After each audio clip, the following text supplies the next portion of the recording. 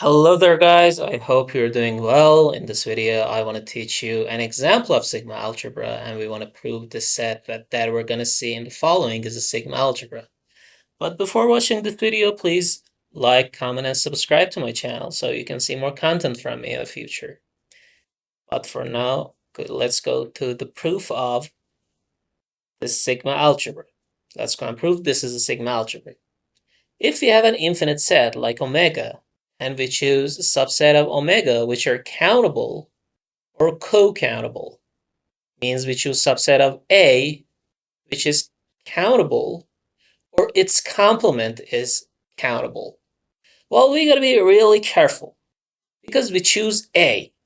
We choose A if it's either countable or its complement is countable. Okay? So we have to prove those three main properties. We have to prove the empty set is in F. Well, the empty set is countable, so it has the first property. So we can say it countable. We can say the empty set is in F. Now we have to prove that everything that you choose from F, its complement is also in F. So if we choose A of this set F, we have two scenarios. The first one is A to be countable set. If A is countable set, we have to prove its complement is also in F. Okay? If A is countable, we know complement of A complement is A, and A is countable. So A complement is co-countable. Okay, because complement of A complement is A, and we know A is countable. So A complement is co-countable. So A complement is an F. Or in other words, A complement has the second property. Okay? Because the complement of A complement is countable.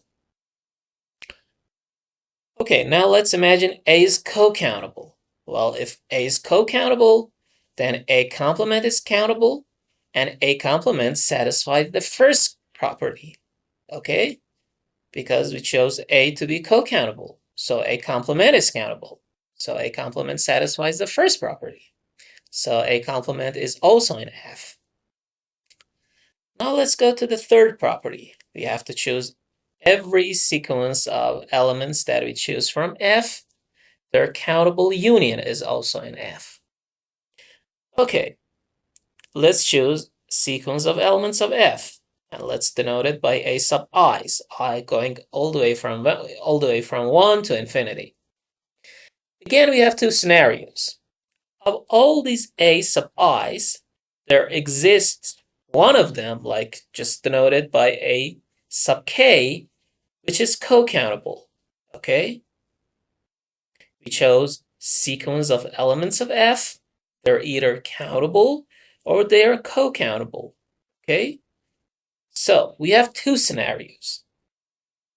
The first scenario is one of them is co-countable, like just denoted by A sub k complement. Okay? The first scenario is one of these A sub i's is co-countable, and we just denote it by A sub k complement. If A sub k is co-countable, we want to see the union of A sub i's is also in F. Okay?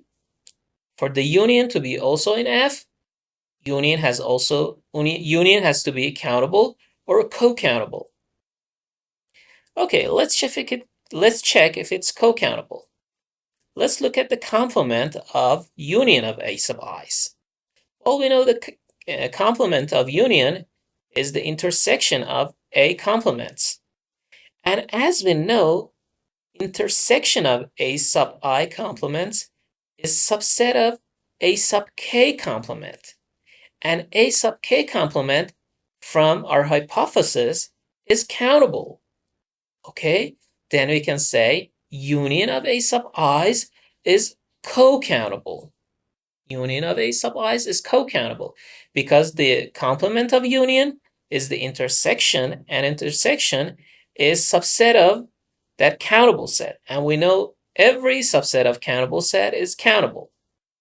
Okay? Now in the second scenario, if all the a sub i's are countable, then we know the union of every countable set is also countable. So the union is also satisfied this first condition. And it's in F. Thank you.